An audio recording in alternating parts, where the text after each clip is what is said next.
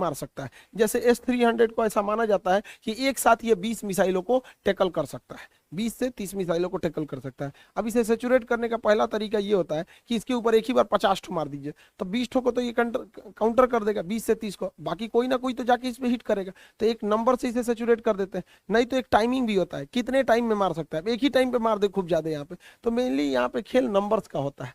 तो यहीं पे हुआ, इस मिसाइल को सेचुरेट करके और पिन पॉइंट एक्यूरेसी के साथ से यूक्रेन इसमें मारा था। जब यूक्रेन इस बड़े से जंगी जहाज को मारा तो इसका मिसाइल डिफेंस सिस्टम भी काम नहीं कर पाया, और इसे मारने में सबसे ज्यादा मदद किया था अमेरिका का सिस्टम। देखिए, इन जहाजों को मिसाइलों से बचाया जा सकता है। भारत को अपने जहाजों पर सैप सिस्टम को तैनात करना चाहिए। सैप सिस्टम क्या होता है? जैसे देखिए, कोई दुश्मन का जहाज आ रहा है, अगर दुश्मन का जहाज अगर मिसाइल मार दिया है तो इस मिसाइल को मारने के लिए काउंटर मिसाइल तो मारे जाते हैं। अगर ये मिसाइल इसको नहीं मार पाया तो ये जब आ जाता है, अगर हमारा डिफेंस सिस्टम इसे नहीं मार पाया और ये मिसाइल इसके पास आ जाता है, तो उस सिस्टम पे क्या काम करता है, ये डेक के पास साइड में ये सैप सिस्टम लगे होते हैं। ये सैप के अंदर ना मेटल्स यानी छड़ धातु के छोटे छोटे टुकड़े भरे होते हैं, और इस सैप को जब फायर कर देते हैं सैप सिस्टम को, तो ये मिसाइल के चारों ओर एक दीवार बना देता है, सील्ड बना देता है। जैसे देखिए, यहाँ पर ये जहाज है, और ये जहाज अगर आप यहाँ हवा में देखिएगा तो ये क्या लगा हुआ है, सैप सिस्टम फायर किया हुआ है यहाँ पर। अगर इधर से कोई भी मिसाइल आएगी तो इसमें हवा में छोटे छोटे मेटल के टुकड़े तैर रहे हैं, यहीं पे मिसाइल को ब्लास्ट कर देगी और ये जहाज पूरी तरह से सेफ हो जाएगा।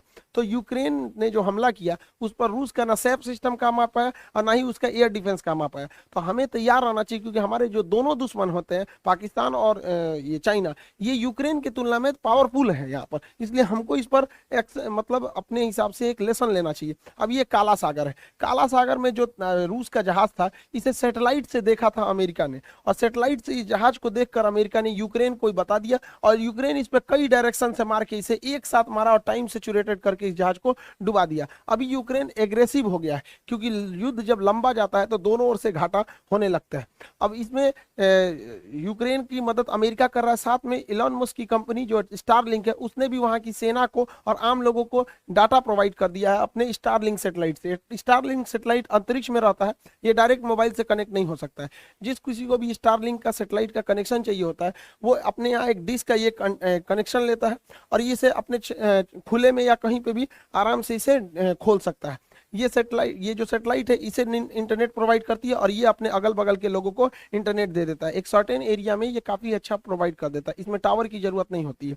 तो ये एलॉन मस्क की कंपनी ने यूक्रेन के सेना को, वहां के लोगों को कम्युनिकेशन में मदद कर दिया, जिससे कि वहां के लोग यूट्यूब या सोशल मीडिया से अपने चीजों को पहुंचा सके और साथ में वर्ल्ड की सिंपैथी भी गेन कर सके। और यही अगर देखेंगे रूस के साथ, तो उसका यूट्यूब लेके A to Z चीजों को काट दिया गया। इसलिए रूस ने धमकी भी दिया है कि वो अपने एंटी सैटेलाइट मिसाइल से इन स्टारलिंक के सैटेलाइटों को मार गिराएगा। रूस का सबसे खतरनाक एंटी जो सैटेलाइट मिसाइल है वो A235 PL9 नूडोल मिसाइल है। यह नूडोल मिसाइल किसी भी सैटेलाइट को मारने के लिए एकदम सटीक पिन पॉइंट एक्यूरेसी से मार के गिरा देता है। हालांकि अब तक एक भी मार के गिराया नहीं है, लेकिन इसके पास ये क्षमता है, सैटेलाइट में मार के गिरा सकता है। भारत के पास भी ये क्षमता है, अंतरिक्ष की लड़ाई को लड़ सकता है। तो हमें हमेशा तैयार रहना चाहिए। अभी देखिए, अगर यूक्रेन जो है एकदम छोटा सा था, अमेरिका और यूरोप के अन्य देश बड़ा चालबाजी से ये काम किए कि रूस जैसे देश से लड़ने के लिए यूक्रेन को डिफेंसिव हथियार दे दिए। हथियारों की दो कैटेगरी होती है, एक ऑफेंसिव जो हमला करने के लिए होता है, जो रूस के पास भरपूर है,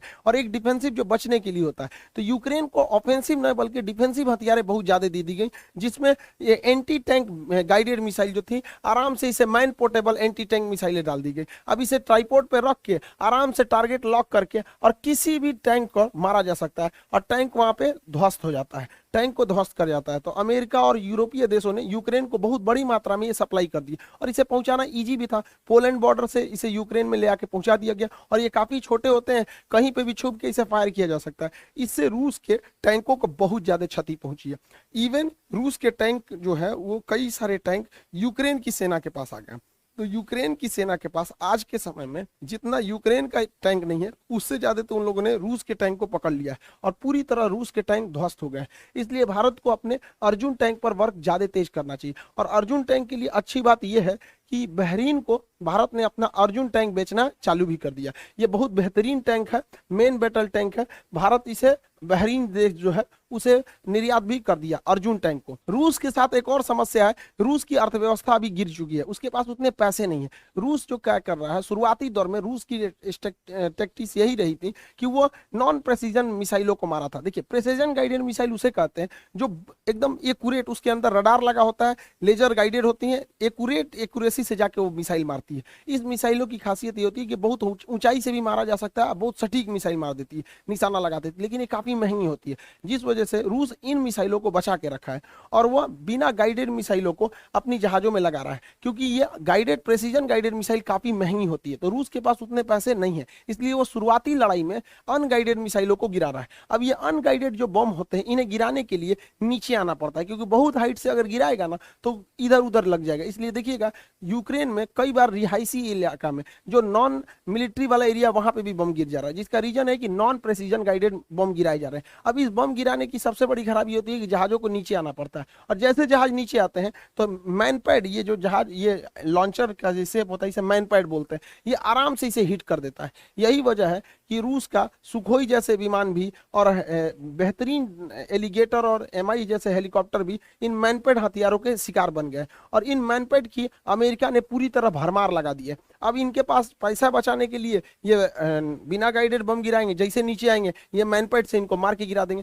आज के वक्त में यूक्रेन के पास एंटी टैंक और मैनपेड की कोई कमी नहीं है, इसलिए रूस की वायुसेना भी अब उधर जाने से कतरा रही है। भारतीय सेना को भी मैनपेड की बहुत ज्यादा जरूरत है। मैनपेड से बचने के लिए फ्लेयर गन छोड़े जाते हैं। फ्लेयर जो होते हैं, ये देखिए, मैनपेड जो होता है मेनली इंजन की गर्मी को देख के पहचानता है, तो ये लोग क्या करते हैं, फ्लेयर छोड़ देते हैं पीछे, ये फ्लेयर छोड़ देते हैं पीछे, जिससे कि ये भटक जाता है। लेकिन आजकल एकदम एडवांस आ गए हैं, जिससे ये नहीं भटकता है। भारतीय सेना पिछले 6 सालों से ऐसे मैनपेड की डिमांड कर रही है, और भारतीय सेना को ऐसे 1000 मैनपेड की जरूरत है, लेकिन पिछले 5 सालों से उन्हें यह नहीं दिया गया। और इस साल सेना ने अपने बजट से जब खरीदा तो महज 58 खरीदा है। सोचिए हम लोग अपनी सेना से कितनी लापरवाही कर रहे हैं, खास करके ऐसे डिफेंसिव हथियार को। ये तो हर कंपनी के पास एक होना चाहिए यहाँ पर, तो ये काफी ज्यादा जरूरत है, खास करके जब हम दो ऐसे अपने पड़ोसियों से घिरे हुए हैं यहाँ पर। तो भारत ने इस सब को देखते हुए रूस से जो 48 Mi-17 हेलीकॉप्टर खरीदे जा रहे थे, उसकी डील को रद्द कर दिया। ये वही हेलीकॉप्टर है जिसमें हमारे सीडीएस बिपिन रावत जी का एक्सीडेंट हो गया था मौसम खराब होने की वजह से। इस डील को रद्द कर दिया गया। इसमें अमेरिका काफी खुश हुआ है, उसे लग रहा है कि अमेरिका के दबाव में भारत ने रद्द किया, लेकिन ऐसा बात नहीं है। इस हेलीकॉप्टर को बनने में 6 साल का टाइम लगने वाला था, और 6 साल में मोदी जी का पूरा प्लान है मेक इन इंडिया, इसलिए 6 साल के अंदर अंदर भारत अपना खुद का मल्टी रोल हेलीकॉप्टर बना लेगा जो Mi-17 को रिप्लेस कर देगा। इसे बनने में भी 6 साल लगेंगे, तो भारत सरकार ने भी कहा कि भाई आप दीजिएगा 6 साल में, उससे अच्छा 6 साल में हम बना के रेडी कर देंगे। डिजाइन इसका अवेलेबल है, बन चुका है, बस इसके इंजन की देर है। अब इंजन फ्रांस से आएगा या फिर रूस से ही इंजन खरीदा जाएगा, तो ये देखने वाली बात है। लेकिन मेक इन इंडिया के तहत 6 से 7 साल लग जाएंगे इन हेलीकॉप्टरों को बनने में। भारत रूस और यूक्रेन विवाद में काफी सूझबूझ से कदम रख रहा है। वो ना तो रूस की ओर जा रहा है और ना ही अमेरिका की ओर और यूरोपियन को, क्योंकि भारत को हर ओर से ज्यादा जरूरत है, इसलिए भारत को दूसरी की लड़ाई में पड़ना ही नहीं है। अभी दुनिया के ज्यादातर देश अपने सामान को डंप कर रहे हैं, एशिया के लोग भारत में, और भारत से इस सामान को भेजा जा रहा है यूक्रेन में। अब इसी दौरान जापान ने अपना एक सैन्य जहाज भेज दिया, और इस सैन्य जहाज में मदद राशि दी गई थी, कुछ खाने पीने के सामान थे, दवाइयां थी। अब ये सैन्य जहाज आया दिल्ली, और दिल्ली से जाने के लिए रवाना हुआ यूक्रेन के लिए। भारत सरकार ने मना कर दिया कि हम किसी भी सैनिक जहाज को अलाउ नहीं करेंगे। अब इस सैनिक जहाज भले था, लेकिन इसके अंदर मानवीय मदद की चीजें रखी गई थी। अब जापान इस पर गुस्सा हो गया कि भारत ऐसा क्यों कर रहा है। भारत का स्पष्ट कहना था कि बहुत सारे लोग जो आम नागरिक हैं अलग अलग देशों के, वो कहां पहुंच जा रहे हैं, यूक्रेन पहुंच जा रहे हैं। तो क्या पता इसमें कोई जापानी जाके यूक्रेन चला जाए, और वो यूक्रेन चला जाए और रूस से हमला कर दे, तो कल को रूस कहेगा कि यूक्रेन में यह आदमी जो आया है वो भारत होके आया, तो हम ऐसे बवाल में नहीं पड़ेंगे। आपको सामान पहुंचाना है नॉर्मल जहाज से पहुंचाइए, मिलिट्री जहाज से नहीं पहुंचा सकते। भारत दोनों ओर बैलेंस करके चल रहा है। अभी भारत में ये जो ब्रिटेन के प्रधानमंत्री ये आए हैं, जॉनसन बेबी, ये खरगोश बोरिस जॉनसन, वही जॉनसन बेबी वही है इसको, ये कुछ ज्यादा ही होशियार बन रहे हैं। ये भारत पर दबाव बना रहे हैं कि भारत यूक्रेन पर क्यों नहीं कुछ बोल रहा है, यूक्रेन को क्यों मरता छोड़ रहा है यहाँ पर। तो इस पर एस जयशंकर ने बहुत बढ़िया भिगा के तमाचा दिया इन लोग को। एस जयशंकर ने कहा है कि यूरोपीय देश तथा तथा अमेरिकी देशों को बहुत अच्छे से चिंता है यूक्रेन की, लेकिन ये लोग कुछ नहीं बोलते हैं जब इन लोगों ने अफगानिस्तान को मरता हुआ छोड़ दिया था। याद कीजिए, अफगानिस्तान से लोग जहाजों से गिर गिर के भाग रहे थे। क्या अफगानिस्तान से भी खराब हालत हो गई है यूक्रेन की? तो एस जयशंकर साहब ने बहुत अच्छा जवाब दिया है। ये लोग अभी मीटिंग में आए हुए हैं, भारत में एक बहुत बड़ी मीटिंग चल रही है राष्ट्रपति भवन में, जिसे कहते हैं रायसीना डायलॉग। उसमें एस जयशंकर साहब ने इस जॉनसन बेबी को अच्छा से समझा दिया है। बहुत सारी मल्टीनेशनल कंपनी थी जो अपना मतलब पूरा सेटअप बंद कर दिए हैं रूस में, जैसे माइक्रोसॉफ्ट ने बहुत पहले मना कर बैन कर दिया था।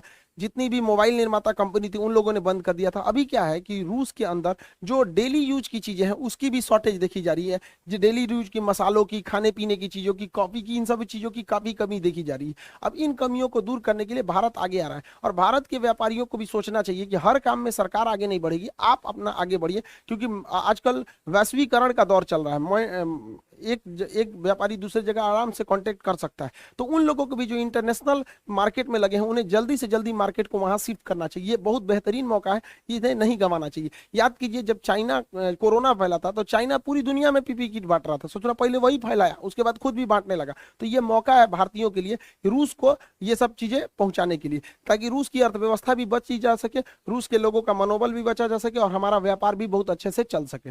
युद्ध काफी लंबा हो जाने से ये यूरोप के लोग जो पहले डर रहे थे रूस से, अब ये रूस से डरना छोड़ दिए हैं। इसमें सबसे तेज आगे कूद रहा है पोलैंड। ये पोलैंड भुला गया है कि द्वितीय विश्व युद्ध में जर्मनी सबसे पहले इन्हीं को थूरा था यहाँ पर। अभी इनको भी थूर देगा रूस तो शांत हो जाएंगे यहाँ पर। देखिए, यूक्रेन को अपने लिए लड़ाई लड़ता तो समझ में आता है, सजुरा अमेरिका के चढ़ाने पे लड़ाई लड़ गया है। अब पूरी देश की अर्थव्यवस्था की ऐसी तैसी करके रख दिया यहाँ पर।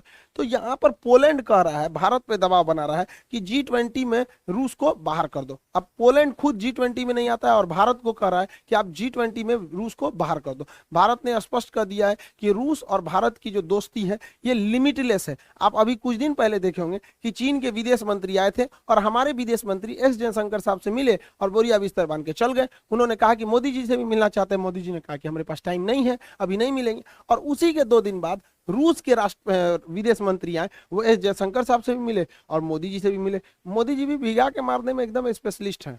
आई होप आप इस डिस्प्यूट को समझ गए होंगे। और एनडीए का जो अभी एग्जाम हुआ है उसमें एक लड़का था जो एनडीए में एडमिशन लिया था, वो हमसे यही कह रहा था कि सर हमें पता है कि मेरा एनडीए में नहीं होगा, लेकिन आपकी फीस इतनी कम है कि हम एनडीए में एडमिशन ले लिए, क्योंकि आप बाकी जगह पे जाइए देहरादून, दिल्ली वगैरह में तो 40-40 हजार ले रहे हैं लोग। तो उसने कहा कि सर फीस बहुत कम है इसलिए हम एनडीए में एडमिशन लिए, मेरा होगा नहीं। और उस गधा का जब एग्जाम हुआ तो मिला रहा करा कि सर मेरा कंफर्म हो जाएगा, अब हमको एसएसबी की तैयारी करनी है। तो देखिए, जो भी एग्जाम्स होते हैं खास करके एनडीए वगैरह जी एग्जाम, इसमें एक खास स्ट्रेटजी चाहिए। बहुत ज्यादा पढ़ने के लिए नहीं, फौज में जाना है, कुछ स्ट्रेटजी चाहिए यहाँ पर, तो उस स्ट्रेटजी से होता है। तो अभी जितने लड़के एनडीए के लिए सीरियस है, देखिए फीस कम होने की वजह से मजाक वाले लड़के नहीं आएंगे। जो सीरियस है, जिनके एकदम इस बार ले ही लेना है जॉब, वो लोग इसमें आएंगे। इस बार पूरी टीम रेडी है, ये पूरी टीम हम लोग की पूरी तरह से तैयार हो गई है। Prashant sir, Ravi sir, Priyanshu sir, आपकी कल्याणी मैम, सारे लोग एकदम पूरी तरह से इस बार एनडीए 2 को और बेहतर बनाना है यहाँ पे, ताकि बेहतरीन ढंग से रिजल्ट हो सके। प्रशांत सर मैथ के क्लास लेंगे यहाँ पर, और प्रियांशु सर इंग्लिश के पूरे क्लास लेंगे। साइंस में रवि सर और हम दोनों क्लास लेंगे यहाँ पर। कल्याणी मैम करंट अफेयर लेंगे यहाँ पर। मैथ्स जो है अलग अलग सब्जेक्ट के यहाँ पर पीके सर भी क्लास लेंगे। पूरी टीम है जो एनडीए के लिए इस बार वर्क कर रही है। जो सीरियस लड़के हैं वही लेंगे। बहुत सारे लड़के ऐसे होते हैं जो सीरियस नहीं रहते हैं, उन लोग जो सीरियस नहीं रहते हैं, पढ़ाई के लिए कम से कम सीरियस होना जरूरी है। देखिए, इस बार एनडीए और एयरफोर्स के जो बैच हैं वो ऑफलाइन भी है, तो जो पटना आ सकते हैं, ऑफिस आ सकते हैं, तो आप लोग यहाँ भी आके इंक्वायरी कर सकते हैं और यहाँ पे भी आके क्लास कर सकते हैं। क्योंकि बाकी अन्य जगहों पे जो लड़के यहाँ से जाते हैं 30,000 40,000 रुपए बाहर लिए जाते हैं। तो ऐसे लड़के जो इतने महंगे फीस को अफोर्ड नहीं कर सकते हैं, तो वो भी आके इजीली पढ़ सकते हैं। इस बार आप लोग का एकदम नॉमिनल, एकदम मिनिमम फी में यहाँ पे भी आप लोग को कर सकते हैं। तो जो पास के हैं वो ऑफलाइन आके पढ़ सकते हैं, जो दूर के लड़के हैं, दूर दराज के लड़के, वो ऑनलाइन भी आके, ऑनलाइन ईजी होता है कि ऑनलाइन वो पढ़ सकते हैं वहाँ पर। तो आप लोग को जो सुविधा है उसे लगे, उस हिसाब से आप लोग को इसको बैच को इनरोल हो जाएगा। इस बार एनडीए में काफी अच्छा टाइम मिलेगा आपको, सितंबर के फर्स्ट वीक में, तो काफी अच्छा टाइम है। हम लोग का पूरा टारगेट है कि जुलाई लास्ट तक हम लोग जुलाई महीने में सिलेबस खत्म कर दे और पूरा अगस्त प्रैक्टिस प्रैक्टिस सेट करें, ताकि प्रैक्टिस पर ही पूरा रिजल्ट होता है। इस बार भी जो रिजल्ट जिन लड़कों का हुआ वो प्रैक्टिस पर ही ज्यादा जोर दिए थे, तो आप इसको समझेंगे। और एयरफोर्स के रिजल्ट भी बहुत जल्दी अब ऐसा खबर आ रहा है कि आ जाने वाला है, तो एयरफोर्स का भी आपकी बैचेज आ गए हैं, एयरफोर्स, नेवी, कोस्ट गार्ड, ये सब के भी बैचेज आ गए हैं, उसके लिए भी आप लोग अब इनरोल हो सकते हैं। बिहार वाले लोग जो दरोगा का एग्जाम दिए हैं उन लोग के लिए अब फिजिकल के लिए बहुत आगे मेहनत करते रहिए, और सचिवालय वगैरह के भी बैचेज आते रहेंगे। आई होप आप इसे समझ गए होंगे। अब हम लोग नेक्स्ट वीडियो में देखेंगे कि पुतिन इतना शक्तिशाली कैसे हो गए, और किस तरह से 15 देशों को मिलाकर यूएसएसआर बना, जो इतना बड़ा विशाल देश बना, और क्या कारण था 1991 में यूएसएसआर 15 देशों में टूट गया। इसको हम लोग नेक्स्ट वीडियो में समझा देंगे आपको। मिलेंगे नेक्स्ट क्लास में। जय हिंद।